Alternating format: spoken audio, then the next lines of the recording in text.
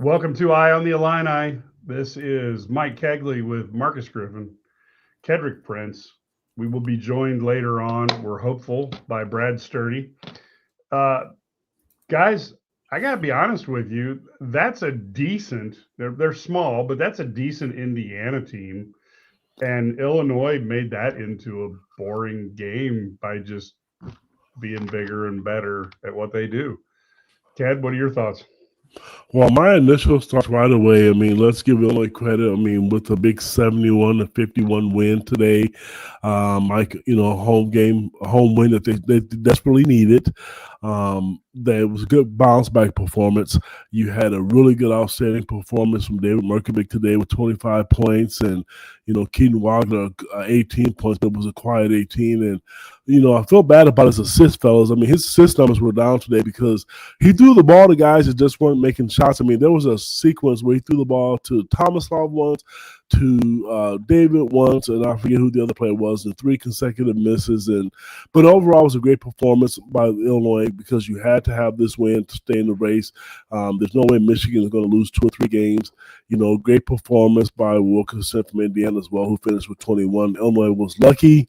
That guy's put up some big numbers. I mean, you go into it thinking this guy, he's put up 40 a couple times, or at least once I know. So great performance for Illinois. It was good, good overall game. And I'm really glad to see Colin Boswell back. Defensively, he made a big difference. Zonomer didn't get a lot of minutes tonight. It was 14, but you know what? Maybe there was something that the coaches saw. But overall, it was a great win. It's always good to win at home. You break the 2-game losing streak. Now you have to go out to the West Coast, and you can't have a slip-up out there because I think those teams are capable of beating you. USC's proved it, and UCLA has a lot of talent. They beat Purdue at home. Marcus, your thoughts? Yeah, it was a I don't look at it as high as probably as you guys, but I look at it as it was just a lunch pail victory. You went out and your size dominated them. That's what I expected. I knew coming into this game that Indiana cannot match up to you physically. I love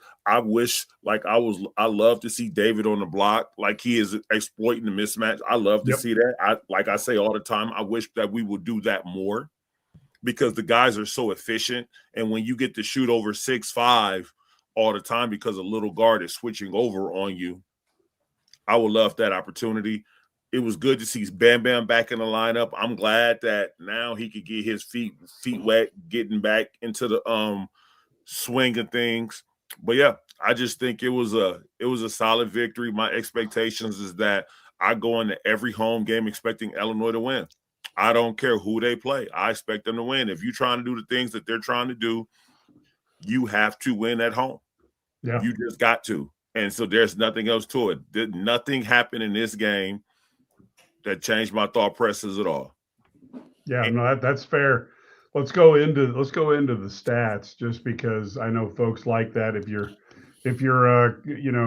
don't have them in front of you, Merkovich, 25 points, 7 boards, 3 assists, and no turnovers. So it shows you what happens when he gets the ball, especially when he can post up smaller guys. Boswell, so nice to have him back in the game. 9 points, 7 boards, 2 assists. Tomislav, 14 points. I believe he had 12 in the second half, but 14 points and 6 boards and an assist. Jake Davis, 3 points, 2 boards and an assist. Wagler, typical Wagler, 18 points, 6 rebounds, 3 assists. Humrick House had a rough day shooting today. Didn't have any points, but 8 rebounds to lead the team, 1 assist, and that was a beauty to Big Z. And you had Big Z with 2 points and no boards. It was a little bit of a light day's work for him. Illinois ended up out shooting the Hoosiers 44-41. And in percentage from the three, it was 25-23 for the Hoosiers. Free throws 83-86. Illinois was the lead there. Again, a game with only 13 free throws. I felt like it was a fairly well called game. I know that people have to go on, they got to be sitting down because it might drive their car into something after hearing that. So hopefully there's no accidents over on Neal Street as people are driving out listening to this.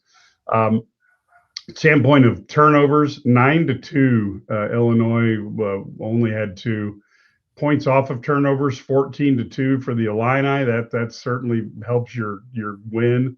Rebounds, 38-25. Illinois with a 15-4 offensive rebound edge and a 17-5 second chance points. So second chance points and points off of turnovers were a total of 31-7 in favor of the Illini. That is huge. Bench points, 5-2 for Indiana. Points in the paint, 40-24 for the Illini. Fast break points, Illinois 4, Indiana 0. If you're a smaller team, you'd think you get out on push the ball a little bit occasionally, but you got to get the ball to do that. 2 blocks to 1 for the Illini, 7 steals to 1 for the Illini, 11 assists to 10 for Illinois. And Illinois led the game for 34 minutes and 36 seconds out of the game. So that is definitely big. And then when you go into the Illini only stats, looking at it, you will see that Wagler led the way at a plus 23. Merkovich was plus 20. Boswell plus 16. And you had plus 14 for Rickhouse, plus 13 for Big Z, 9 for Big T, and Jake Davis at 5. So you see there, and they scored at a 1.315 clip, which is pretty impressive. Now, the day is not done yet, but when you look at Ken Palm, Illinois is holding, they're up number 5, with their 21-5 record. And to be honest with you, the closing out the season means something, because it could mean the difference between a 2 or a 3 seed. And then if you were to close the season hard and then have the additional benefit of a good Big Ten tournament run or a win, you could maybe, even with a little bit of luck, maybe try to sneak into a 1. I don't know if that's possible, but certainly it's going to be a challenge.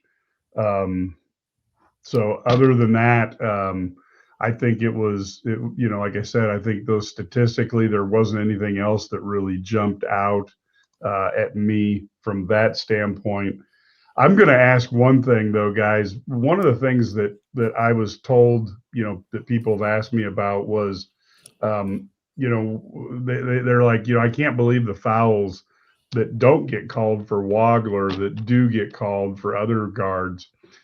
And I do think sometimes the referees, officials, as they look at it, they think, well, he's going to take the ball down the lane a lot. I can't give him 37 free throws. And I think at some point, and I'm not saying this is just Wagler, I'm talking for most guards, I think they get, in many cases, they don't get as many calls as you think they should, because the ref just doesn't want to out of balance the game.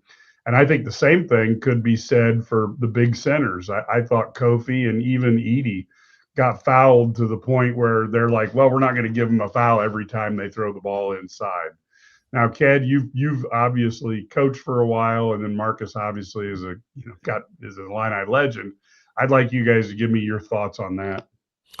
Well, I'm going to start with this. I don't care about how many times the official has to blow a whistle. If a coach's job, which for me, if I see a mismatch or an advantage, I'm going to take advantage of it, whether it be shooting the 3 or going to the block. Like, for example, Griffin talked about taking advantage of the post when Illinois has throwing in there to begin with, regardless if it's a big or a small guarding them. If the opposing team is going to put a small person down there and you get a foul every time down the court, that is the opposing teams to adjust. I don't really care if the official calls a foul tons of times. It's what it is. A foul's a foul. And I have always stated that. I don't care what part of the game it is, before the first second of the game or last second of the game, you have to call it, because it's a foul. If you don't see it, then you don't call it. But my frustration is sometimes you see officials not do it, because I do. There was a couple of times I thought Keaton got bumped, and truthfully, I don't think it's going to change. It's not going to brass it up a couple of times. And for the first time this season, I really thought Keaton showed some emotions where I think he got bumped and he didn't get a foul because of that reason. And I think officials don't want the owners to feel like, hey, this kid's getting fouled and I'm the guy calling because I'm on the baseline, I'm on the C position or A position to call the fouls. I think that's a part of the game where you have to make the right call. And if you're making the right call, it takes you going into the Big Ten officials and they look at it, and if they can say why they called a foul, then there's nothing to say.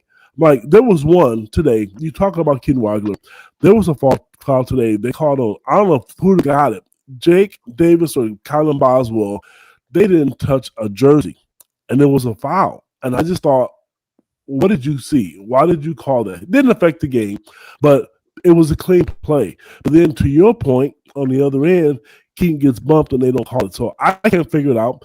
Brad Underwood said last week in the press conference, which he walked out of, that he was frustrated because he didn't know. So I don't know what the answer is, but if it was me, I'm going to call what I see regardless of the time of the game. Marcus? In regards to the fouls, Kez says something like when big switch and the little guards are guarding them down in the post, you get some guards that'll wrap that hand around and try to pull that chair out from under the big to get the big, calling those fouls. But I don't want you to call basketball as a contact sport.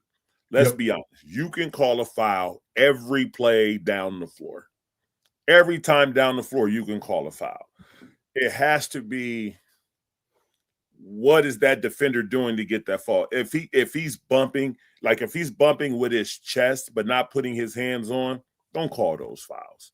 Let these guys play through it. Let these guys be tough, play through it. Now, if he's grabbing them, hand checking them every time down the floor, call the foul. You warn them once, get your hands off, slide your feet. And every other time after that, it's a foul. It's a foul. It's a foul. But I just like when the game is free flowing. It's getting up and down. Like, you don't have a lot of, back in the bruiser era when I was playing, it felt like every 3 possessions you was going to the free throw line because the referees just called it like that. But I think just let them bang. Let the guys bang. But I hope, what I'm hoping is that the refs, as we get into the tournament, they don't want to start calling fouls on Illinois, because you get a Pac-12 ref that are ref some Big Ten games, and they don't call the game the same. The game is called very differently. So, but yeah. Oh, Wagner is a problem. Always under control. Yeah, and I think the interesting thing here is I have to admit, Wagler doesn't he doesn't do any of that the weird falling and stuff. He just kind of goes down the lane and goes about his business. Maybe he needs to take a drama class, or do the fears, every time he gets, somebody near him. I thought this was one that maybe goes into the wheelhouse of Mr. Griffin here. But how would you like some Bill Self high-low offense for this team? I'm not going to sit here and say if you have the passing ability that Illinois bigs have, why would you not exploit that? It doesn't make any sense. Like, let your bigs play big, not only on the defensive end, but on the offensive end as well. Let them play big. If defenses are going to switch every time those boys come in contact with a ball screen or whatever, punish them. I'm talking about just physically punish them. Like, if you want to win a national championship being Illinois, you're not the quickest team. You're not the high jumpingest team, but you can break people's wills. If people want to switch, you can you're the biggest team in the country, physically dominate them. That's the way to a national championship. Yep. It is. And what was frustrating today, Tommy will start the game that way, but he'll float to the perimeter. I mean, it's like he's looking for it. And I don't understand, because he and David Merkovic, they are really, really effective on the block. Yeah. And then they're both a free throw shooting team. I don't understand. Like, I personally thought, after looking at it, the Indiana game has some crucial turnovers, but they had a clear height advantage. Well, not a clear height advantage. They were scoring at will against against Wisconsin in the post. They didn't even try to block shots. And so, to me, if they're still hunting mismatches and you have the advantage, you should do that. Somebody made a comment here on the right, and I agree with them. If the 3-point shots aren't falling, I don't think they did. They did today. They were 7 of 31 for 23%, and they still got up to threes. And Indiana was 6 of 24 for 25%. Some of those threes, if they're open, I get it. And I'm not even upset the fact that Ben Rickhouse did not knock down a bunch of threes today. It was 0 for 7, 0 for 6 from 3. You know what's going to happen. But at some point, because if you really want to confuse a team, if I'm coaching against Illinois and I'm thinking, damn, they can all shoot the threes, but they go to the post. Yep. Because I really think if you go, I said this at halftime, if you go to the post and you make that a point of emphasis where you could get 14 to 15 points a game from the post, your 3-point shooters are going to have a lot more open looks if they relocate than what they're getting. Because they don't do it. They refuse to do it. They start a game with a couple good plays out of it. There's enough. I trust the coaching staff now because I've seen it. Start the game with a play I've never seen before. Coming out of a timeout, draw something up for one of your big fellas to get a layup. I mean, they're going to get fouled, and they're good free throw shooters, like I said. There's nothing wrong with being a good 3-point shooting team at all. I think Griff, he clicked the button. I think he lost his signal by mistake. But there's nothing wrong with that. I mean, give this guy a chance to get on the body. And that's not Zonomer's game. I get it. But David and Tommy, it is a part of their game. The high-low action is tough because of the way the floor is now. I mean, you don't see both stuff using as much as you used to. He used it all the time, Mike. I don't see that as much anymore as I used to. But you can still get some action from them as well as far as getting them on the block and getting post touches and kicking it out. And they're all good passers. The weak side is typically open. Okay, can I say something real quick? Because I wanted to jump in before my internet went out again. You have a lovely home, by the way, in the background. Oh yeah, I can wish and dream. I'm downstairs in the apartment complex, and that's what it looks like down there. I know, I'm just messing with you. Yeah. So, but oh my Lord, I lost my train of thought right there. Ken totally threw you off with that. Although I will say, Marcus, when I did get an email from somebody who said that if I have to listen to Marcus complain about not going inside and you complain about lack of NIL funds one more time, I'm gonna lose it. Hey, like I'm guessing how the guys play. It's just robot because they probably have heard so much space the floor, don't stay in the paint, But when you have just the dog in me, I'm not going to let 6'4" guard me. I just cannot let 6'4" guard me. Like, he thinks he can guard me. Like, he really believes that in his heart when he switches up and he's guarding me, he thinks that he can stop me from posting up. I would take offense to that. Our base don't. If I'm 7'2", I'm definitely taking offense to that. We're going straight to the block. You have to show me every time you switch. And it's not all the time. It's just in the dog days of the Big Ten when nothing is falling, nothing is working, y'all are sluggish. Hey, they're going to switch this ball screen. We're going to throw it to the wing, and we're going to throw it to Big Z on the block. Big Z, take your time. They're not going to double because they don't want to give us open looks at the 3. We need you to give us 3 quick baskets, and then they're going to start to dig, and then you're going to kick it out. We're going to swing it, and we're going to knock down open 3s. And they panic. Teams panic when you do that. If you guys remember in the first half, Indiana went to a zone one time, and Illinois had time to go down. He picked for Jake Davis, and he slipped the screen, and he got dunked out of it. They got out of it right away. My point to this is you get the ball on the block. They can't double, then you score. You just have to do it. You have to be disciplined to do it. You really and truly do. There's comments over here, too, about Colin Boswell playing against Michigan State. I think if Colin Boswell plays against both teams, I don't think Illinois loses to Michigan State because he's going to defend, number one. And I thought Illinois wore down, and I thought he would have made a difference against Wisconsin. Lesson learned. I mean, I'll tell you what, though, guys. We've all talked about this as hosts and listeners about Keaton Wagler. Well, Colin coming back, giving Keaton Wagler a blow. The kid still played 38 minutes today, and he logged a lot. And so he's not coming off the floor. It's not going to happen. I don't care if they have John Stockton in the backcourt with him, Magic Johnson. It doesn't matter. That kid's going to get 38, 39 minutes a game. He's not coming off the floor, so it doesn't matter. Way too much. Yes, I mean a lot of people are I'm waiting concerned too about it. much. I agree, but he's not. Today I thought there was times where you could have took him off the court because Kylan looked healthy. Now I don't know what his hand feels like right now, but there's times and with Jake Davis playing well and David or Merkovich, I should stop because it's David. You had a chance to rest him, but you know what? Maybe he's not asking to come off the court. Maybe there's something else that we're not seeing. But I would have rested him because going in the Big Ten tournament, and I'm gonna tell you guys, the Big Ten tournament. It doesn't matter what you do in the tournament. I've heard too many guys talk about, they've had people on the selection committee talk about the tournaments. Unless you're a small team and you win it, Illinois needs to finish the season well. If they want to have any chance of getting a number one seed, they need to beat Michigan and Michigan to lose a game. But now that Arizona lost, I don't see that happening. I really don't. I think they'll be a number one seed. But if Illinois wants a 2 seed, they have to beat Michigan, and you can't slip up anymore. The Big Ten tournament is irrelevant. They could get beat in the first round.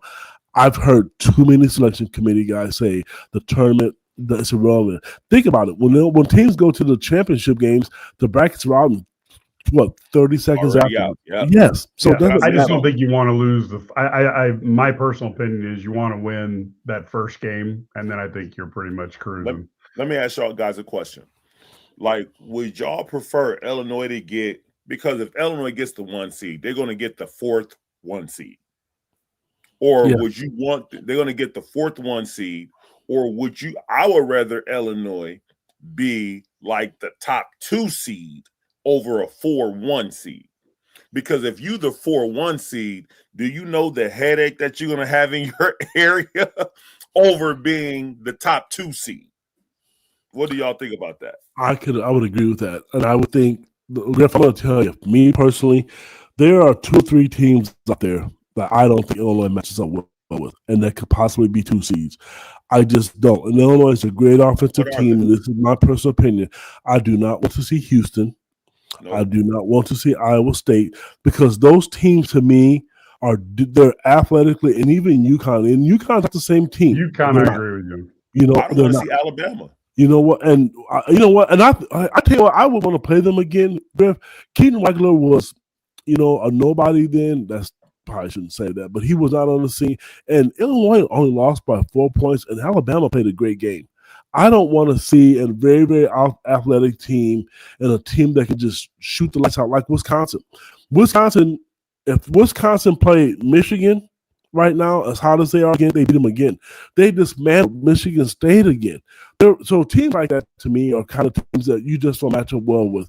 And it's all about matchups, I think, in the tournament. I think, and Griff, you may agree, I don't know. But there's some teams out there right now who don't want to play Illinois either. They don't have the size to play against Illinois. So I think the matchups make a big difference. What I'm really curious to see, not because of the hype surrounding it, I really want to see Michigan play Illinois because they're a good team, but Illinois presents challenges for Michigan as well. And I'm really curious. The good thing about it is at home on a neutral court, it would be great. When Michigan plays Duke on Saturday, that's going to tell me a lot about them. I know they're great, and I didn't forget about what they did to start the season. But it's about matchups to me, and some teams I just don't think Illinois matches up well with athletically. Michigan State pushes the ball, they don't get back. That's why teams like UConn and maybe Iowa State and those teams like this scare me in the tournament. I got a question. Was that Arkansas that beat Illinois handily this year, or was it Alabama? Neither. The only team that beat Illinois handily was UConn. Illinois lost by 4 to Alabama, and then they lost by 13 to UConn, I think. Yeah. It was like UConn was 11. It was the other way around. And to be honest with you, it really wasn't that close. Kyler Boswell kept Illinois in the game. That game would have been a blowout. Only reason I know that, I put myself in misery. When I don't have anything else to watch, I'll go back and watch games when they lose. Now, on the flip side, I think Tennessee's a really good athletic team, but the Illinois played well against them. So it's in a tournament setting, and if Illinois wants to advance, I'm going to tell you this. If they go out and they shoot threes, well, it doesn't matter to me personally who they play. But you can't do what you did today and go 7 of 30-something from the three-point line. I'm not guaranteed 7 of 31 that you're going to be guaranteed that you're going to get that win. They have to make shots, and your stars have to show up, which means I've always been a fan of Michael Jordan making this comment. You have to have at least 3 guys 3 or 4 guys to be great to continue to win. If 2 of your stars are down and you have one, you're not winning. You're just not going to. You look at Illinois when they beat Purdue. Keaton Wagler was great, but he had some other guys step up late. Yeah, and I know Jack had something that was one of my concerns. The 3-point shooting. Illinois needs to get that back on track because it has not been as reliable the last. Now, part of it's you're playing really good teams now, so you do have to factor that in. But I do think they've got to kind of think about it and what can they do to kind of re-spark that fire, especially going out to close this season. Throw the ball in the post. Well, you know what? No, I agree with that. But I'm telling you, as a coach right now, I wouldn't even mention it. You mentioned that to this team. Yeah, the pressure. I think, hell yes. I don't say anything about it. I would. It's tough because sometimes you see Brad tell the kids, his players, shoot the ball, and it's great. And I do like the fact that he doesn't show any emotion because some of those threes, I'm thinking, why in the heck did you shoot that? He doesn't do it. He applauds it. And as a player, you want that. You really do. So I don't say anything.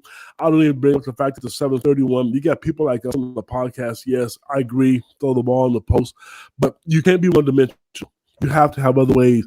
And regardless of what happens, they do have the size. Even if it's Ben Humrickhouse, there's a guy that's capable of playing the 3 and 4, and he's 6'9". So they have the size. I just will take advantage of it, and I will not be one-dimensional. And you cannot have a day where you miss free throws like they did in Wisconsin. Because if your threes are falling on arm, you have to be good. You have to be good. And I tell people all the time, 6 games. 4 games to get to the Final Four. You just have to be on your best for 4 games, and that's what you want. You got to be clicking at the right time. Can I say something real quick? Sorry, big MCs, but I'm gonna take it in a different direction real quick. We saw Illinois play this game tonight. My only concern is Indiana is not as a strong team, but those guards got into the paint way too easy. When you go back and watch the game, those guards got into the paint way too easy. All I'm saying is Indiana did not only have one of the guards that can pretty much put pressure at the rim. I'm more worried when you play teams like Michigan, when you play Michigan State again in the Big Ten tournament, when you get to the NCAA tournament, you got to play teams like UConn, Arizona, Michigan, maybe Gonzaga, somebody that could put pressure on the rim. Like we talk about our defense. I don't think our defense today was playing like you want to win a Big Ten championship. One of our issues is ball penetration, keeping those guards out of the paint. And we struggle with that today. And we gotta correct that if you want to challenge Michigan, because those boys coming, and I'm kid you not, they're trying to get feet in paint. When those guards come down, they're trying to get feet in paint. That's all their coach is going to be pressing to them. Let's collapse their defense. Today, I don't think they did a good job, but it looked good because of the guards couldn't finish in the paint because they got big boys. Michigan got bigger athletic guards. That's all. Yeah. And certainly, Dorn struggled. I mean, there was a lot of poor shooting outside. I mean, if Wilkerson wasn't there, Illinois would have won by 30. This is one of those strange games where you can look at it and say, Illinois didn't play that great, but they could have won by more easily. And you can also look at it and say Indiana wasn't playing particularly good. So it's a little one tougher to thread. But Kat, I wanted to ask you one question. How important is it to recruiting? You talk to families and kids all the time. To have Terrence Shannon Jr., back in town working out with the team, to have Kasparas Yakachonis in town, Will Riley, 2 guys who are having pretty good NBA seasons. Having these guys at a game, and Kasparas talked about how Illinois will always be his home. How big is that in recruiting circles and for future recruiting? I think that's huge, Mike, because our age, Griff's obviously like 30 years younger than us, but you have to go with the Kendall Gills, and Kenny Battles and those guys in the NBA, and those players don't recognize them. But if you're a young player right now, when you talk to a recruit, they know Will Riley. You know, they know a KJ, they know a Io, they know a Terrence Shannon because it's fresh in their memories. And a lot of people, if you haven't had the opportunity to go to the Urban basketball practice facility, they have a really nice photo of those guys up there with their NBA uniforms on. So when recruits come into that nice, beautiful facility, they see the Illinois guys who are in the NBA. You know, there's one picture of Io that's, you know, implemented on the wall. So it matters to them because all the kids think they're going to go to the NBA. Whether they are or not is not going to happen. That's everybody's dream, to go to the NBA, go to the NFL, the WNBA. But if you have a product that you can sell and then talk to the players to come back. Some players don't come back. They don't like the school. They don't like what happened. So they refuse to come back. And I understand that. Situations are different for everybody. I really do. I think there's pressure from some parents to send their kids to school there. I look at Kendall Gill, his son is going to Northwestern. You know, you have Lucas Johnson's daughter who's outstanding. People are watching Lucas's every move that he makes to if he's sending his kid to Illinois or not, or how interested they are. So if you can put guys and you put a good product on the floor to have them be in the locker room, to show, because if you walk in the urban basketball complex from the outside, the first thing you see is this really beautiful video of the women's program in the tournament. You see Terrence Shannon flying through the air, dunking, Io and Kofi, and Genesis Bryant knocking out a three, or Adelia McKenzie. They have all that up there. That stuff sells because they can recognize these players, and they really do. It resonates with the parents. So a lot of times when you go on recruiting visits, the coaches will let the kids, they'll get away from the kids and let them be with the other players. So how they sell it and the spin on it is great. I know this. Those recruits, former players will tell kids what Brad Underwood is like. He's tough. He has a big heart. He cares. The school cares about you.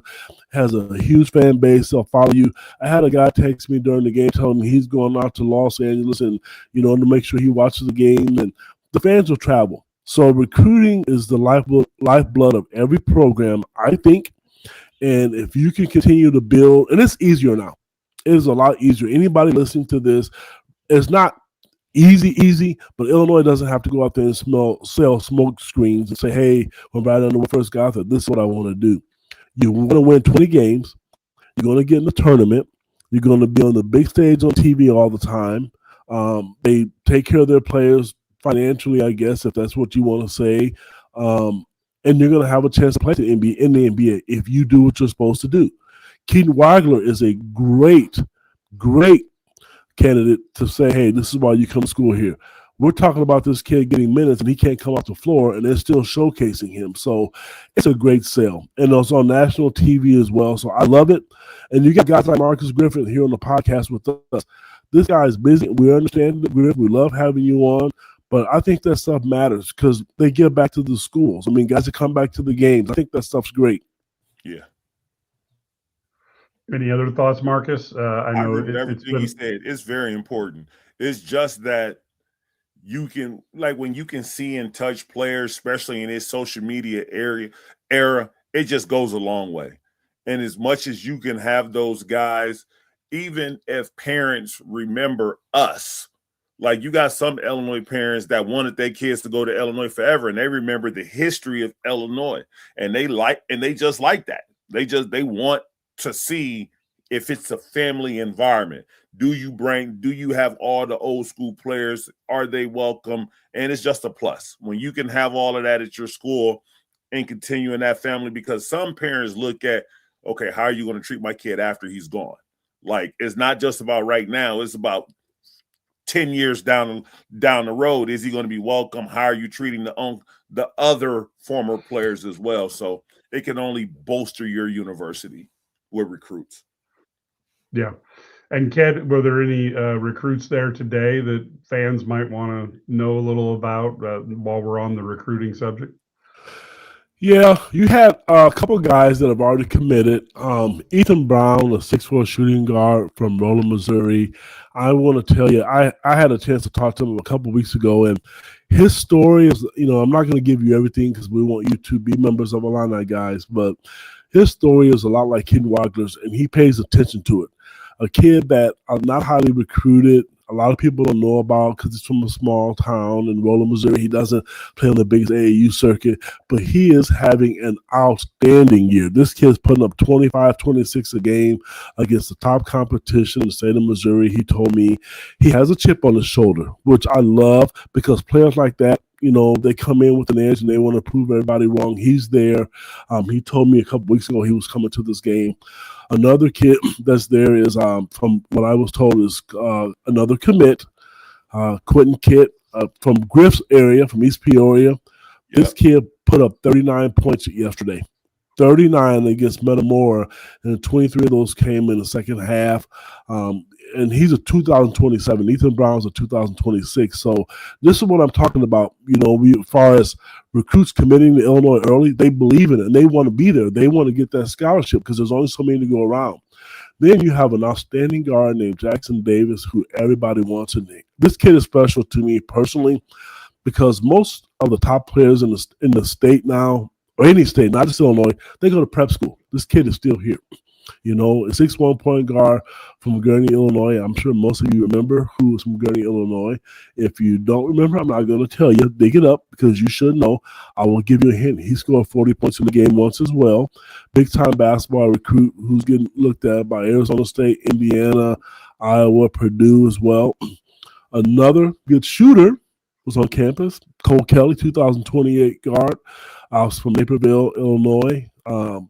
Iowa, Missouri, Nebraska, those are really good schools. Obviously, Nebraska is because they're always looking for shooters. There'll be competition from Illinois there. So when they have an opportunity to get kids on campus to sell what you just asked about, Mike, I think that is huge. Yeah. You want kids like that to be on campus, and you want to keep the kids in state. I just mentioned Quentin Kitt being from the state of Illinois. If you can get a Cole Cagley, and you want to keep the best players in the state if they fit your system. And what Brad Underwood's system is the guys that can shoot and put it on the floor. And when I see some of these guys commit, you can see the similarities of some of the guys already on the roster. I don't mean this in a negative way, but if you're a small guard, a small person, what Illinois is looking at right now, you better be outstanding because they don't really look. They look for size and guys that can shoot. And then he's right. That Peoria connection is great. I think that's huge. And the Brandon also mentioned Peoria. My fault. East Peoria is its own entity. My bad, baby. His own entity. Now we're gonna get all fine and fine. Well, you know what? You know what's funny? I don't blame me because people, when I hear them do a game, they'll say Illinois. They don't say Illinois, and I always pay attention to that. Even though we're not talking grammar, we're talking, different parts of the city. But I understand you, baby. I get it. It's like some people say Chicago, but then some people say a suburb of Chicago. And then if you talk to somebody from Chicago, they be like, "No, they not from Chicago." There's a difference. It really is. There's a difference. Yeah, there is. We grew up with that in the Gold Coast of Muhammad. The Gold Coast of Muhammad. Yeah, we had somebody accuse me of being from the Gold Coast of Muhammad, which I grew up there. I'm like, I'm not certain where that is, but apparently I didn't know where that was when I grew up. So if we're looking at this, I think the other thing I think is interesting that people talk about, is it's interesting, but I don't know. I agree. If I think that there's a risk here, but at the same time, I think the offense that Illinois runs, regardless of their efficiencies up here, regardless of the fact that their 3-point percentages go up and down, I don't know how much you want to change that. I think you can tweak it, like you said. And I'm not certain if I'm trying to think of, like, Saban never shocked anybody. He did what he was going to do. Bill Belichick did what they were going to do. They were famous for taking away, the best thing on the other team's offense. So I want Illinois to win a national title. But when you're scoring at the rate they are now, I just want them to be able to adapt in a game that if they're not shooting well, do we have another way to score? I don't know if I go into the game saying we're going to run a whole new offense, But they do have work on it now. They have to work on it now. They have to work on being able to go to the block now because if they don't, when they get into those high pressure situations in the tournament, they're not going to have the confidence to do it right there. So it's good to work on it now. Give those big boys opportunities to get on the blocks. Hey, something ain't working, pick a roll, go down low. Let's feed that for a little bit and let somebody get in a walk-in three. But when you just keep on looking for mismatches and everything's attacking the ball and you always got 10 eyes on you every possession, that gets tiring in high pressure situations. It really does. From a mismatch standpoint, what it really is to me, and this is the generic answer, it's just looking for somebody who doesn't play defense and take them to the block. I don't think you don't have a Marcus Domask on this team. That worked with him. It really did work with him. I want to see them use different situations where I know they're a 5-out team and a motion team, just the NBA offense, but I want to see more sets. You have to stop the bleeding. If the mismatches doesn't work, say you have a mismatch with Keaton Wagler and he's done the post, and Mike, you mentioned it earlier, he's not getting fouled. So what are you going to go through? You got to run different backdoor sets, cuts off the free throw line, cuts off the bigs to get layups. The very first play of the game, they did that. And I've seen a number. I've seen it a lot more than what I have in the past. They need about 15 of those in their book to call out plays where you want to isolate somebody or you want to get them a bucket. If I want to get a bucket to Griff, where it's block to block, I'm a screen across, and it's a quick pass on the block to get and want to get fouled. Those are so many different things that you can run. I think you're going to have to stop the bleeding. What Illinois needs to do, they have to become tougher because they are going to get everybody's best game no matter what. I can assure you, like I said to you, when you go to UCLA, no disrespect because they're in the Big Ten, those arenas are kind of boring. They're dead. But I can assure when they play Purdue, they have fans there. If Illinois is thinking they're going to go out to the West Coast this week and nobody's going to be out there, they're going to be out on the beach getting sun already, you're kidding. Because they have an opportunity to upset a team. And you're going to get the best. They're going to tell their teams, you got to put your ass on someone. You got to rebound. You got to block out. That's why teams make a cautious effort of doing it. If they can mismatch, they can exploit Illinois' weaknesses, and they don't have a lot of them. Don't get me wrong. I would run them off the three-point line. I would run them off the three-point line every chance I got because that's what they're looking for. Yeah, I think one of the challenges you could get if you like a team like Houston's about the only team that really, really scares me because they are going to play inside your radius, inside your cone, so to speak, and they're going to do that 28 feet from the basket. So you're not going to get many open look threes unless I mean it's going to be I'm not saying it won't happen, but it's going to be a challenge. And so then when you talk about going inside, that's how you make a team like that pay. So I do think you have to be able to adjust. And I think every Illini fan goes back to the nightmare of UConn 2 years ago when, Underwood said, we're going to keep going at Klingon. And I almost watched my son have a stroke, because it's like, we don't want to go keep doing that because it's not going well. That's kind of, it was, to be honest with you, it was kind of like shooting spit wads at Godzilla, just not really working at all. So I think that's the one challenge. And then I somebody just put on there need to go 9 or 10 deep. That's not happening. That's not going to happen. I mean, we're at 8 right now, and I don't see any way to go 9 or 10, barring a unique set of circumstances in a single game. Mike, you mentioned Houston. I'm going to tell you, we can talk about all the flopping and all the times those isms and we want.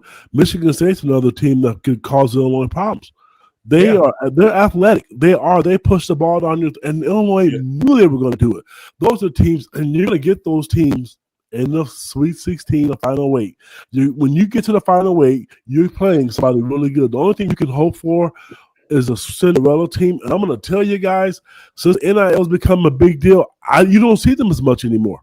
Because on NIL, those stars who are at those mid-majors, they're now at bigger programs. Yeah, because of the NIL money. So I do. And I'm going to tell you, there's a comment here from Neil Peep 385. I'm going to tell you, you're not the only one who wants Michigan State again. I can tell you, This is one that I'm throwing a tease out there. One of the advantages being on our message board. There's a lot of players, coaches who want that same thing. I can assure you that. They let one slip away on a neutral court. I would love to see them to Illinois play them again. They are athletic. Michigan State really is, and they're becoming a better team. I know there's this big thing of Tom Izzo late March, but his team is playing better. Now, last Friday they ran into a buzzsaw. They ran into a team in Wisconsin who may be as hot as anybody in the Big Ten right now. I wouldn't want to play them. I'm glad Illinois doesn't have to go to Madison, and I hope Michigan has them on the schedule again. I don't think so, but I hope they do.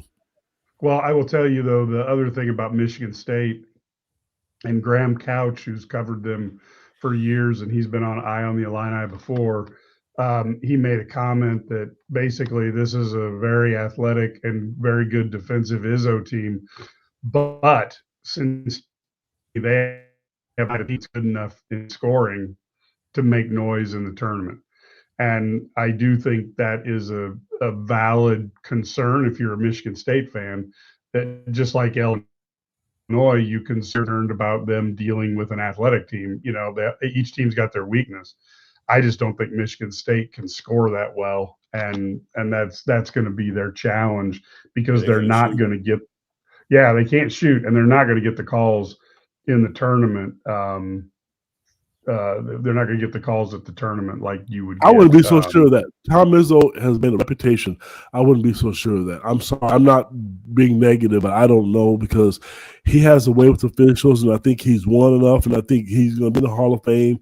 His voice speaks loud. Brad Underwood's been in Illinois long enough now to where he should get some of those too. Oh, I agree, but it does take a long time. It's amazing what the John Gross in the last 3 years of Bruce Weber era did to the Illinois. Sturdy, your thoughts? Well, I mean, obviously that's what you want to do. You see the improvement defensively with Boswell back, but I thought they just really played a solid game, took care of business, and you win when you shoot. You shoot really poorly from three. 7 of 31, I think, was the final 3-point tally. So you can shoot 20% from 3-point range, 22 or 23% from 3-point range. But you're back to the offensive rebounding team. You saw the defensive game plan was fantastic. They did a wonderful job of keeping Indiana from getting clean looks for much of the game. Even some of the shots Indiana made were really, really tough shots. I thought, Wilkerson hit a couple tough ones, and then DeVries hit a fadeaway in the corner. Those are, guys make shots, and you just tip your hat sometimes. Yeah. I agree, Brad. We said that. We talked about that before we got on the air. They made a lot of shots. There's a lot of echo going on. Hey, Brad, hit your speaker off. There you are. When Brad talks, he'll go on. Yeah, we mentioned that a little bit. The fact that they made tough shots, and sometimes you have to tip your hat to people who do that. Indiana. They're playing really well right now, and I think Illinois did what they had to do. They used their size, and it's no longer. I think it wore them down. I agree. Brad, any thoughts on a couple things? I guess first off, what was the response? It seemed really positive to have Bam Bam back. What was the response that you were hearing up close and personal? And then, do we have any idea how long Stojakovic's recovery time is going to be? Yeah, it was interesting. The loudest thing I heard them talk to Bam about was when he took that three at the end of the game, when there was like 15 on the shot clock in the final minute. But no, I think it was Underwood kind of yelled across the court at him. But I thought it was great to see that reception. I think the energy is different when he's out there. Just a different energy from this team. By having him on the court. Also, you look at how many times they were able to let Wagler play off the ball.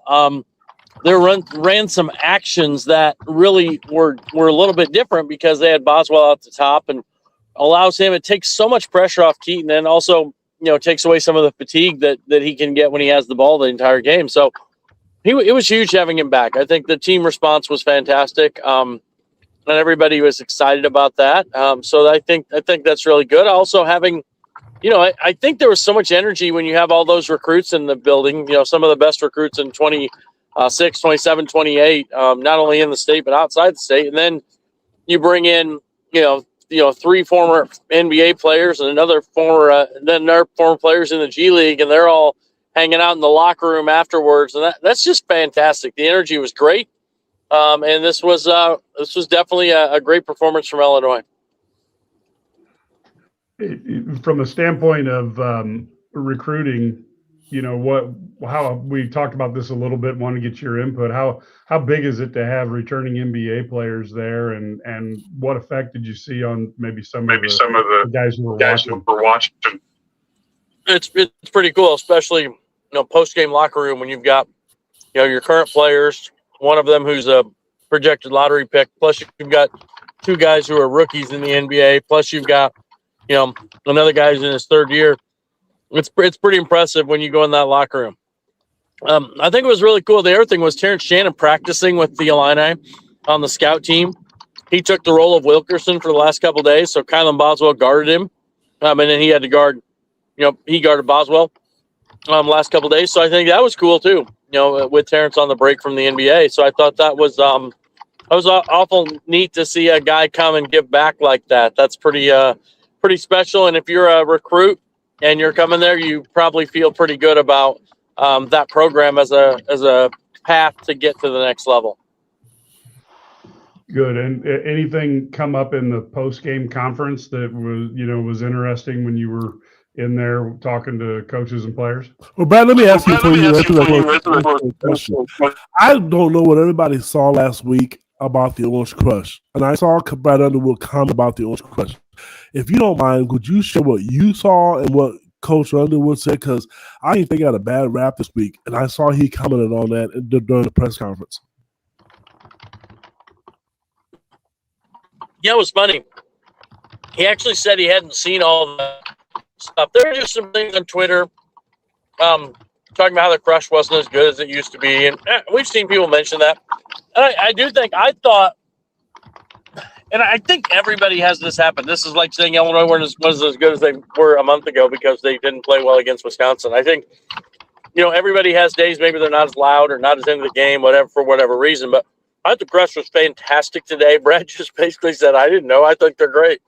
He had a funny quote. He said, I just wanted to make the concrete up at the top crack a little bit and have some chips come off. So it's Josh can worry about it. And it's not something I want to worry about. So, but yeah, I do think they did a better job of kind of the Crush leadership did a really good job of getting around and trying to get people more engaged. Because let's be honest, I mean, the one thing about like being in one of these student groups is you have to kind of know what to do. I mean, you want to be loud, you want to have these things, but I think the only thing I would say is I think where the Crush kind of is different. It becomes more about, it was just more screaming and yelling at like individual players and instead of like, chants at them or things like that. And but I think it was great. I mean, I thought they were loud today. They were engaged. I thought they did a wonderful job. They'd obviously seen some stuff on Twitter. I don't really know what all it was. I don't know. I read a lot about college basketball, not as much about student groups. So didn't see a lot. Thought Brad was the same. If I'm going to talk about the press conference, my favorite part of the press conference was not just the players being there, but David Mirkovic sending Underwood a long text message, trying to take responsibility for the Wisconsin loss because he wasn't mentally prepared to play. That's a dude who's locked in, man. How about that maturity for a kid who's 19 years old? I was really impressed by that. I think that goes to show you what kind of competitor he is. I thought that was one of probably the most, that was the coolest thing I saw. And, for a kid that age to kind of try and take responsibility, obviously he wasn't the reason they lost to Wisconsin, although maybe he didn't have a good game. But that's a guy who really is kind of invested in the program. He's compelled to be there. And, so that was it was really cool to see, especially from a freshman in his first year of college basketball and first year in the United States. I like about that, hearing you say that, we always talk about coaches speaking. The kids are prepped. You hear the same thing every single time. And I'm glad he went off script tonight to say that. He didn't call cost him the game. Well, his turnovers were huge. I mean, let's be honest, they were. But so was the missed free throws late in the game. All that stuff mattered, So I give him credit, for that reason. But at the same time, you want to say, hey, you know what? He went off script. I appreciate him for doing that because it is tough, whether you're a freshman or whether you're a senior. I just think that's huge to say. And he came out, and what's funny, this is a compliment. That is the most unorthodox basketball player I've ever seen play in my life. This dude is shooting off the wrong leg, fading back. His upper body is so strong. I've not seen anybody block it yet. His footwork is great, but it's how do you guard a guy going right, shooting with his left leg going up and his opposite hand? He's just effective, and it's funny, but it's effective as heck.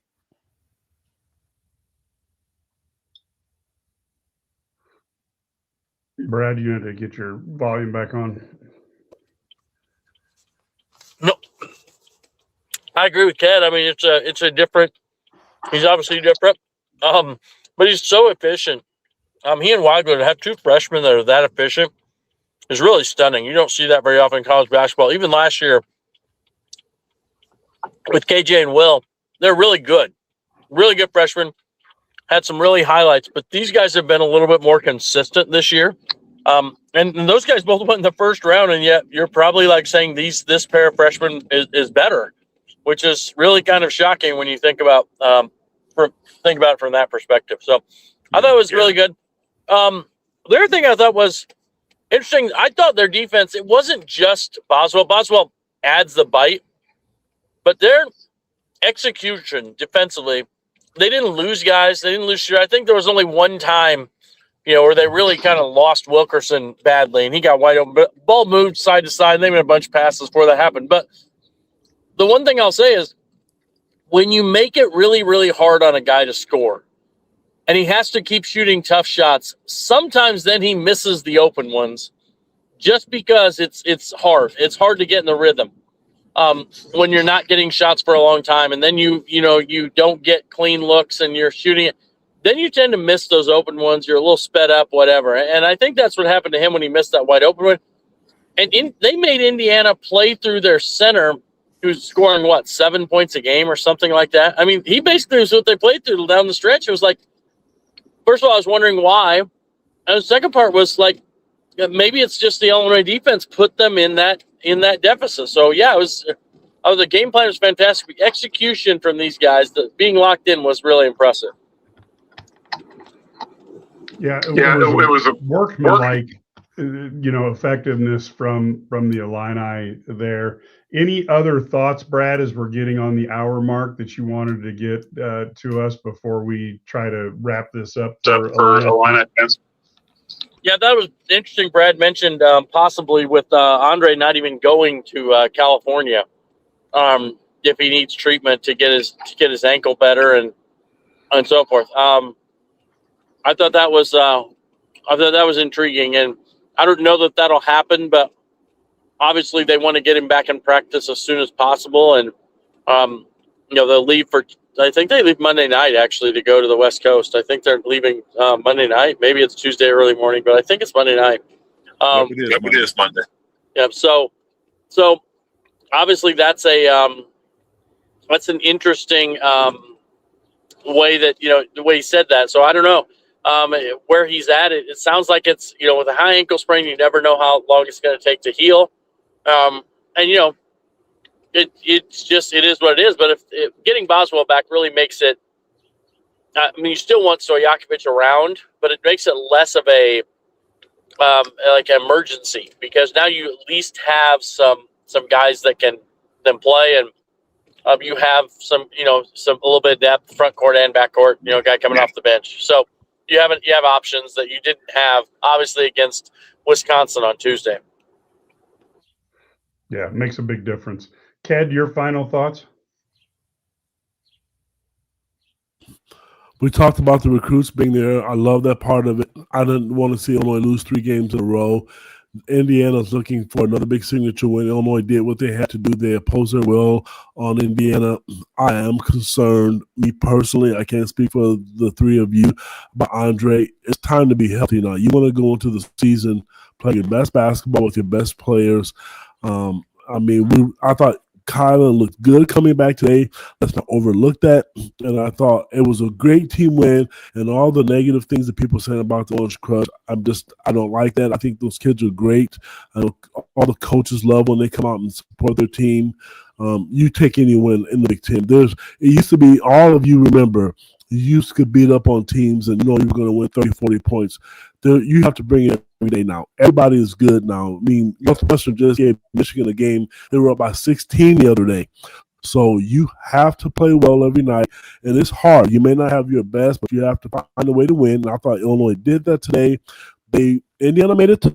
They made tough shots like we mentioned, but they did what they had to. Now you cannot, my opinion, you should be favored when you go out to the West Coast. You need to win those games. You can't have a slip up. Nope. Just continue to do. It was an okay win. It was what I expected. I wish they would have beat them by 30 to 40. But like we said, Indiana hit some tough shots. Let's get everybody healthy. You got what? 5 games left? 5 games left into the Big Ten tournament.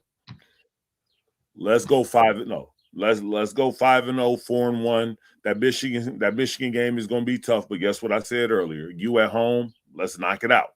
And let's go ahead and go into this Big Ten tournament with everybody healthy and ready to go, rocking on all cylinders. Yep, that's a good way to end it, folks. We will be back for that game. That's a late one. That's 9:00 on Wednesday night. So it'll be a late one. We will do a post-game show literally right as the game is over, since it'll be about 11. And we will be. I'm going to that game. You're all the way out there? Sweet. No, I'm saying I'm going to the Michigan game. I'm going to the Michigan game. Okay, yeah, no, I'm talking about you on Wednesday. USC is a 9 p.m. game, so I ain't going there. That's going to be late. But if you're there, David Williams probably will give you free room and board at his place.